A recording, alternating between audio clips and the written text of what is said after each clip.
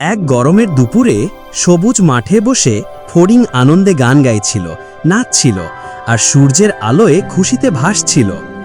সে মনে করল, এই তো জীবন, শুধু খাওয়া দাওয়া, গান আর মজা।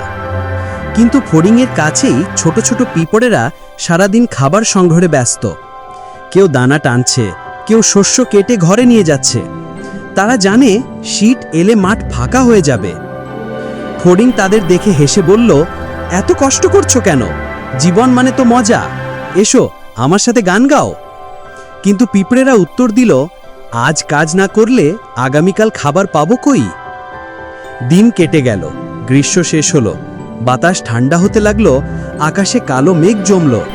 ধীরে ধীরে মাঠ শুকিয়ে গেল, গাছের পাতা ঝরল, আর শুরু হলো শীত। শীতের সকালে ফড়িং কাঁপতে কাঁপতে মাঠে ঘুরে বেড়ালো।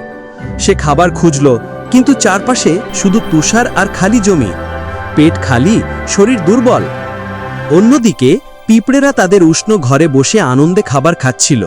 কেউ গল্প করছিল, কেউ নাচছিল। তাদের কাছে শস্য, ফল আর মজার খাবার ভরপুর। ফড়িং জানালার বাইরে দাঁড়িয়ে সব দেখল। তার মনে পড়ল, পিঁপড়েরা তাকে সতর্ক করেছিল। সে বুঝল যে শুধু আজকে নিয়ে ভাবে, সে আগামীকালকে হারায়।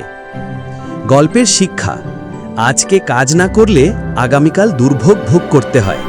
আর যারা আজকে পরিশ্রম করে তারাই ভবিষ্যতে সুখে থাকে।